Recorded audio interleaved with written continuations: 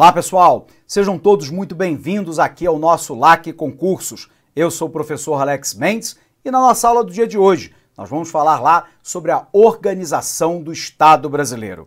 Então vamos lá, vamos perder tempo não, vamos olhar o tema da nossa aula de hoje.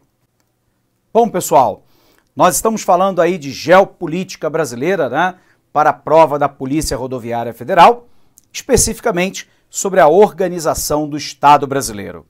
Nossa primeira tarefa, então, pessoal, é a gente tentar entender um pouquinho lá a respeito do nosso edital, né? O nosso edital traz lá o primeiro tópico, que é o Brasil político, nação e território, organização do Estado brasileiro, a divisão interregional do trabalho e da produção no Brasil, a estrutura urbana brasileira e as grandes metrópoles, a distribuição espacial da produção no Brasil e movimento migratório interno, a evolução da estrutura fundiária e problemas demográficos no campo, integração entre indústria e estrutura urbana, rede de transportes e setor agrícola no Brasil, geografia e gestão ambiental, macrodivisão natural do território brasileiro, em bioma, domínio e ecossistema, e a política de gestão ambiental no Brasil. Bom, nós queremos começar então, né, pelo nosso primeiro tópico lá, mas só fechando aqui, continua o edital, o Brasil e a questão cultural, a integração do Brasil no processo de internacionalização da economia, o século XX, urbanização da sociedade e cultura de massa. Bom, agora sim, vamos lá para a organização do Estado brasileiro. E para a gente começar a nossa fala, né, você se recorda lá que a Constituição da República, no título 1º dos princípios fundamentais, ele diz lá para a gente assim: a República Federativa do Brasil, formada pela união indissolúvel dos estados, dos municípios e do Distrito Federal, constitui-se num Estado democrático de direito. Então vamos comentar isso aqui, né?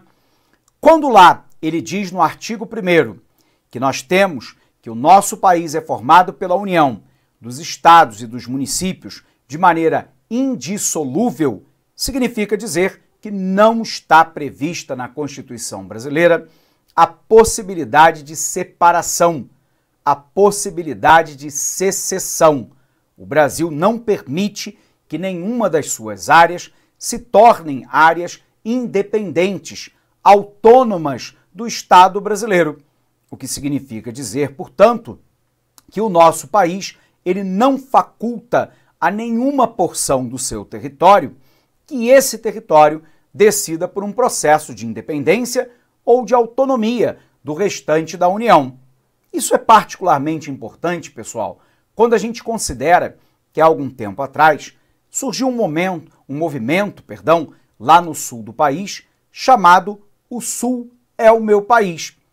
Integrantes lá desse movimento, que reuniam partidários do Paraná, Santa Catarina e Rio Grande do Sul, queriam criar lá o Estado do Pampa, portanto, um Estado independente do Brasil. Chegaram até a organizar de maneira informal, sem apoio legal, sem nenhuma estrutura de apoio jurídico, um plebiscito para saber se a população queria a independência do restante do território brasileiro. Entre os seus partidários, obviamente o movimento teve maioria, mas sequer a maioria da população de Paraná, Santa Catarina e Rio Grande do Sul concordaram com o movimento. Resultado, o Brasil não abre nenhuma possibilidade para que haja secessão, independência, autonomia do Estado brasileiro. Mas ele diz mais, ele diz o seguinte, ele diz lá para a gente que o Brasil, formado pela união indissolúvel dos estados e municípios e do Distrito Federal, constitui-se lá num Estado democrático de direito. Bom, então eu primeiro tenho que entender o que nós estamos chamando de um Estado democrático. Estado democrático é aquele que permite o pluripartidarismo, a alternância no poder, que permite o escrutínio secreto do voto e a decisão popular de escolher os seus representantes do poder executivo e legislativo, diz respeito à liberdade de organização, à liberdade de ir e vir, diz respeito à liberdade de opinião, diz respeito lá à liberdade de manifestação. É isso que caracteriza um Estado democrático, a alternância do poder e, de fato, o poder emanando do povo. Por um outro lado, nós vivemos um Estado democrático de direito, o que significa dizer que nós vivemos sobre o império da lei, a começar lá pela nossa Constituição e por todas as legislações infraconstitucionais. E é isso que vai fundamentar o Estado brasileiro. Observe aqui. Os fundamentos do Estado democrático de direito no Brasil estão assentados lá sobre a soberania, a cidadania, a dignidade da pessoa humana, se refere aos valores sociais do trabalho e da livre iniciativa, ao pluralismo político e mais, ele diz lá, parágrafo único, todo poder emana do povo, que o exerce por meio dos seus representantes eleitos ou diretamente nos termos dessa Constituição. O que isso diz respeito a respeito da organização política do nosso país? Que o Brasil vive uma democracia semi-direta. Nós temos lá uma democracia representativa quando nós votamos nos membros do parlamento, portanto do poder legislativo, e também do poder executivo.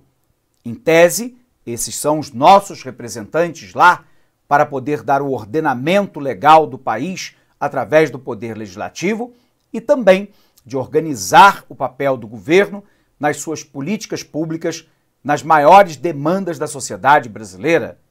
Mas por que você está dizendo, professor, que o Brasil vive um sistema democrático semidireto?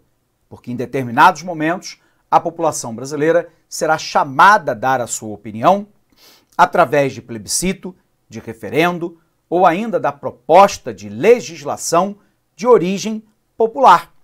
E, portanto, em determinados momentos, nós vamos exercer lá a nossa democracia em caráter direto, embora na grande maioria das vezes ele o seja de maneira semi-direta. Bom, se é assim, como é que funciona então a organização política do Estado brasileiro? Observe lá, pessoal, que o Brasil ele é uma república. Lembre-se lá que a palavra res publica significa coisa pública. Portanto, os nossos representantes eleitos têm o dever de legislar e de governar para atender aos anseios maiores da nossa população. E numa alternância de poder a cada 4 anos, a população brasileira pode manifestar, né, àqueles que são eleitos e que querem ser eleitos, quais são os seus desejos. Com a exceção de senador, que tem mandato previsto, né, de 8 anos, lembrando que os senadores representam os estados brasileiros e os deputados representam a população, nós temos lá uma alternância de poder, via de regra, a cada 4 anos. Além de uma república, pois o governo é eleito por um período determinado de 4 anos com o princípio da alternância do poder, o Brasil é uma república federativa. Compõe a União Federativa Brasileira os estados, municípios e o Distrito Federal. Cada ente federado possui autonomia para legislar sobre o seu território. Observe lá que é claro que essa legislação, né, ela deve ter consonância com a Constituição da República.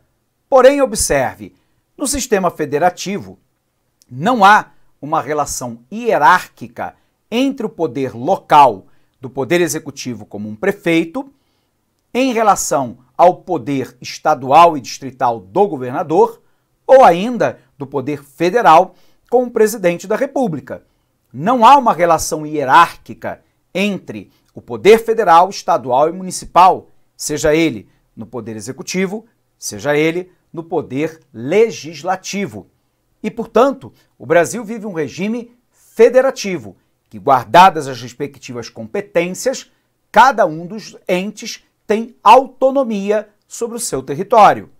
Mas ele diz mais. O Brasil vive lá uma democracia semidireta, pois o poder emana do povo, que elege periodicamente os seus representantes e participam das decisões de governo, por meio de mecanismos institucionais previstos na Constituição, como referendo, plebiscito e iniciativa popular. O primeiro ponto, então, é que o Brasil é lá um Estado democrático de direito, cuja forma de governo é uma república federativa, formada pela união indissolúvel dos estados, municípios e do Distrito Federal, e trata-se lá de cláusula pétrea, ou seja, são normas que não podem ser alteradas por emenda constitucional, conforme previsto lá no artigo 18. Daí que os nossos professores de direito constitucional aqui do LAC nos alertam insistentemente. O Brasil vive, na visão de alguns, uma Constituição super rígida. Isso porque existem determinados pontos da Constituição que não podem ser alterados pelo legislador ordinário. Só poderia ser alterados se constituída uma nova Constituição. Portanto, são cláusulas pétreas que não podem ser modificadas. Observe aqui. Diz lá o artigo 18. A organização político-administrativa da República Federativa do Brasil compreende a União, os Estados e o Distrito Federal e os municípios, todos autônomos nos termos desta Constituição.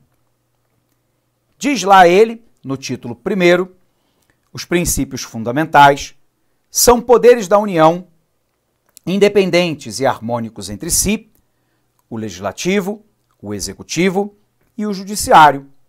Qual é a função do poder legislativo? Representar a população brasileira, representar o nosso povo, representar os nossos interesses perante o poder executivo. Cabe ao poder legislativo a fiscalização do poder executivo, sobretudo através dos tribunais de contas, Tribunal de Contas da União, dos Estados, do Distrito Federal e dos municípios, quando houver. Observe lá que cabe ainda, não só o direito de legislar, mas o dever de fazê-lo. E é por isso que muitas vezes, quando o parlamento se furta ao seu dever de legislar, ocorre aquilo que alguns chamam de ativismo do judiciário. O judiciário, de alguma forma, tem que, quando admoestado, quando provocado, se manifestar lá a respeito de uma demanda da sociedade na qual o legislador não deu clareza ou sequer deu atenção ao fato. O Brasil, então, tem lá, muitas vezes no seu parlamento, não exatamente aquele exemplo máximo da defesa dos interesses do cidadão. Muitas vezes o legislador não percebe que ele não tem somente o direito de legislar, mas também tem o dever. Ao Poder Executivo cabe organizar as funções de Estado de governo e, portanto, comandar o país no dia a dia, organizar as políticas públicas para atender às demandas da sociedade. Cabe ao Poder Judiciário dirimir conflitos baseados na lei. Cabe ao Poder Judiciário a interpretação da Carta Magna, a nossa Constituição, e também de todas as legislações infraconstitucionais. Observe lá que a Constituição brasileira prevê, inclusive, a inafastabilidade do Poder Judiciário. Portanto, não há transitado em julgado na esfera administrativa no Brasil. O Brasil só permite a hipótese do transitado em julgado na esfera judicial. Portanto, só o Judiciário dá a palavra final a respeito de dirimir conflitos no nosso país. Observe aqui. Eu tenho lá então, o Poder Legislativo, que tem como funções representar o povo brasileiro, legislar sobre os assuntos de interesse nacional e fiscalizar a aplicação dos recursos públicos. Ao Poder Executivo cabe realizar prática de atos de chefia de Estado, de governo e de administração, aplicar as leis elaboradas pelo Poder Legislativo, a fim de governar e administrar o país. E, finalmente, ao Poder Judiciário cabe exercer a jurisdição, isto é, a função de solucionar conflito de interesses que surjam entre as pessoas. Sendo assim, a composição dos poderes no Brasil é assim formatado. No Legislativo, eu tenho o Congresso Nacional bicameral, a Câmara dos Deputados, que representa a população dos estados, e o Senado da República, que representa os próprios estados. As Assembleias Legislativas Estadual e Distrital, com deputado e deputado estadual e distrital, a Câmara Municipal com vereadores, o Poder Executivo do Governo Federal, representado pelo presidente e o vice da República, os ministros de Estado, governos estaduais e distrital, com governador, vice-governador e secretário estadual, Prefeitura Municipal, com prefeito, vice-prefeito e secretário municipal, e, finalmente, o Poder Judiciário, com o Conselho Nacional de Justiça, o Supremo Tribunal Federal, o Superior Tribunal de Justiça e, daí, os tribunais regionais, federais, do trabalho, eleitoral, militares, tribunais dos estados e do Distrito Federal. Dessa maneira, nós temos o segundo ponto, Ao definir como seus princípios fundamentais a independência entre os poderes da União, que são o Legislativo, o Executivo e o Judiciário, adota-se lá um sistema presidencialista de governo. Opa, vamos falar disso aqui. Quando nós falamos de um sistema presidencialista de governo, nós estamos falando que o presidente da República, ele ocupa uma função dupla.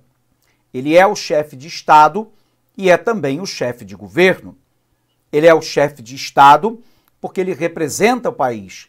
Ele assina tratados internacionais, ele declara guerra, ele celebra a paz, ele é o comandante em chefe das Forças Armadas, mas ele também é o chefe de governo. Ele comanda a máquina administrativa do Executivo no dia a dia, ele formula e implementa políticas públicas, ele implementa a legislação vigente. Observe que nem todos os países do mundo é assim. Eu tenho, por exemplo, o Japão e a Inglaterra, que têm um regime de monarquia parlamentarista, onde o chefe de Estado é o monarca, a rainha Elizabeth II na Inglaterra, o imperador Hirohito no Japão, e o chefe de governo é o primeiro-ministro, eleito pela maioria do parlamento. Eu posso ter ainda um regime lá parlamentarista, onde o presidente é o chefe de Estado e o primeiro-ministro é o chefe de governo. Observe lá que o Brasil, em 7 de setembro de 1993, ratificou lá a possibilidade da manutenção do regime presidencialista no Brasil. E, portanto, aqui o presidente é o chefe de Estado e é também o chefe de governo. Vamos olhar para cá.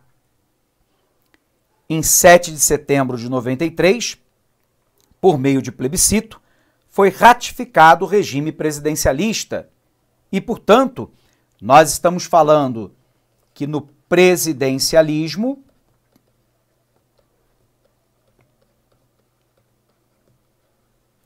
nós temos lá que o presidente ele é, ao mesmo tempo, o chefe de Estado e também o chefe de governo. Bom, se a gente entendeu então, né, que no regime presidencialista o presidente é o chefe de Estado e de governo, a gente pode voltar no nosso material. E aí você tem lá a relação entre os poderes.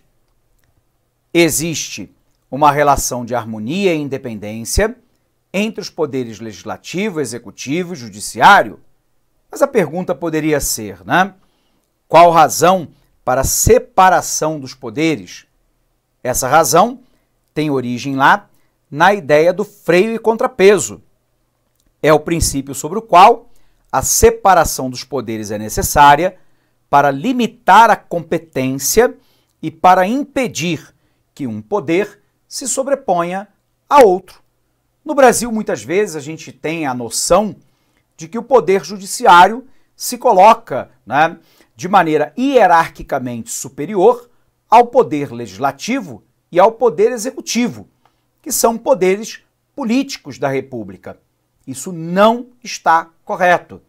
Embora caiba ao Supremo Tribunal Federal a leitura da Constituição e, finalmente, a palavra final a respeito do ordenamento, né, de conflitos, a solução de conflitos no nosso país, os poderes são separados, são poderes independentes, que não estão hierarquicamente, pelo menos de maneira formal, colocados lá em grau de importância.